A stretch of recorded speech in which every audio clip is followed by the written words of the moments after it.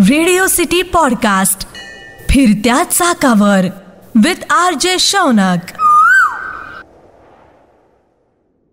Imagine, डोंगराच्या मध्ये एक माणूस कसा बसा जाईल एवढ्या आकाराची एक गुहा. तिथून तुम्हाला आरपार जायचंय आणि तिथून आरपार जायचं म्हणजे तुम्हाला रांगत आणि अनेक वेळा विविध प्रकारची योगासनं करत करत जावं लागतंय.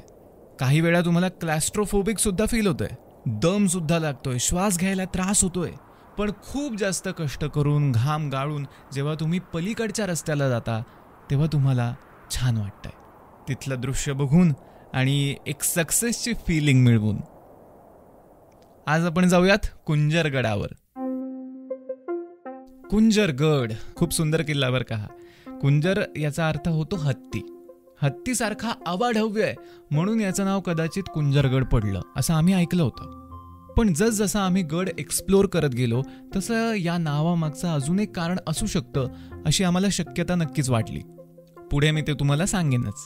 मागच्या एपिसोडमध्ये आपण गेलो होतो फोपसंडीला आणि फोपसंडी हेच बेस विलेज आहे कुंजरगडाचं. अनेक गावांमधनं तुम्ही कुंजरगडावर जाऊ शकता, पण सगळ्यात चांगला रस्ता फोपसंडीमधनं येतो. नगरवरनं प्रवास सुरू केला होता. अकोले तालुक्यामध्ये पोहोचलो, राजूर गावापर्यंत पोहोचलो. राजूर गावाची स्पेशालिटी तुम्हाला मी सांगितली की तिथे एक मोठी बाजारपेठ आहे. आसपासच्या सर्व गावांना काहीही लागलं, छोट्या छोट्या गोष्टीपासून मोठ्या गोष्टीपर्यंत, तर त्यांना राजूरपर्यंत यावं लागतं. राजूरचे कंदी पेढे सुद्धा खूप जास्त प्रसिद्ध आहेत. तुम्हाला रस्त्यामध्ये अनेक ठिकाणी कंदी पेढ्यांची दुकानं दिसतात.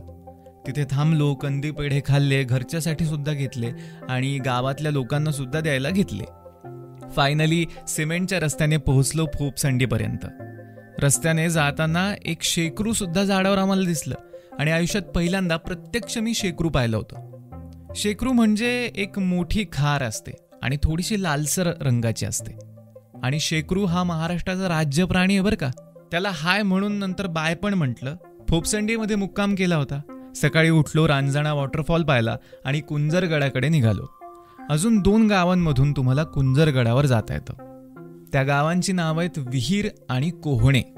किती सुंदर नाव आहे ना, विहीर गावाचं नाव. आणि जेव्हा कुंजरगडावर मी गेलो होतो आणि वरून मला एक छोटंसं गाव खाली असं दरीमध्ये दिसलं. मी विचारलं की हे गाव कुठलं आहे, तर धनंजय दादाने सांगितलं की हे गाव आहे विहीर. आणि ते जे काही एरियल व्ह्यू होता ना तो त्या गावाचा मी पाहिलेला, त्याच्या इतकं सुंदर असं दृश्य मी खरंच पाहिलेलं नव्हतं. त्याचे फोटो सुद्धा आहेत माझ्याकडे, इंस्टाग्रामवर जाऊन तुम्ही शोधू शकता. दुसरं गाव आहे कोहणे. ते सुद्धा डोंगराच्या पलीकडच्या बाजूला तुम्हाला दिसतं. कुंजरगडावरनं एक धबधबा 3 स्टेप्समध्ये कोहणे गावामध्ये पडतो. त्या धबधब्याचं नाव आहे कोहणे वॉटरफॉल किंवा कोहणे धबधबा. आणि विशेष गोष्ट म्हणजे 3 पायऱ्यात पडताना प्रत्येक पायरीच्या इथे एक गुहा या धबधब्यामध्ये तयार झाली. एकदा कोहणेमधनं जेव्हा आम्ही हा धबधबा पाहत होतो तेव्हा सर्वात वरच्या गुहेमध्ये पहिल्या स्टेपच्या गुहेमध्ये जाऊन चूल पेटवून कॉफी वगैरे करून मित्रांसोबत पिली होती. इतका सुंदर अनुभव होता ना तो, एक नंबर. म्हणजे असे अनुभव आयुष्य आपल्याला छान जगण्यासाठी मदत करतात. कुंजरगड एक्सप्लोर करताना तुम्हाला अनेक लेण्या दिसतात. कारण राकट देशा, कणखर देशा, दगडांच्या देशा आपला जो सह्याद्री बनलाय तो बेसॉल्ट खडकाने बनलाय. अनेक इतर सुद्धा खडकं आहेत, पण या खडकामध्ये अतिशय कणखर असल्यामुळे अनेक वर्ष, शेकडो किंवा हजारो वर्ष लेण्या टिकू शकतात. आणि हेच कारण आहे लेण्या जास्त असण्याचं. काही एकदम दर्शनी भागात लेण्या दिसतात, तर काही तुम्हाला अतिशय आड बाजूला जाऊन विविध ठिकाणी जाऊन शोधाव्या लागतात. आमच्या ट्रेक ग्रुपचे सर विशाल लाहोटी यांनी एक गुहा एक्सप्लोर केली. त्या गुहेमध्ये होता अतिशय अंधार, खांद्याने इतकं पाणी आणि आत काहीच नसेल असं सुरुवातीला वाटत असलं तरीही जेव्हा आम्ही बॅटरीचा, टॉर्चचा प्रकाश मागे मारला तेव्हा लांबवर असलेल्या दगडी भिंतीवर भली मोठी 7 ते 8 फुटांची गणपतीची मूर्ती आम्हाला दिसली.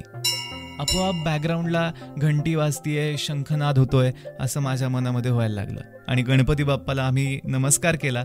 म्हटलं की कदाचित यावरून सुद्धा कुंजरगड हे नाव आलं असू शकतं.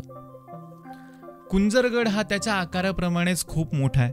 तुम्ही अनेक जागा इथून एक्सप्लोर करू शकता. प्रत्येक ठिकाण हे एक असं म्हणजे नाही का सिनेमॅटोग्राफीला साजेसं असं ठिकाण असतं.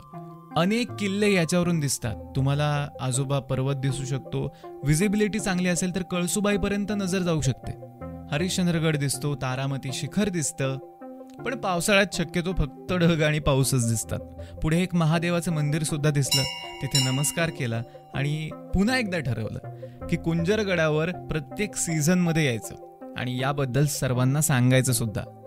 तुम्ही पावसाळ्यापासून सुरुवात करा, कुंजरगड नक्की पहा आणि मला सांगा की कसा वाटतोय. RJ Shaunak signing of.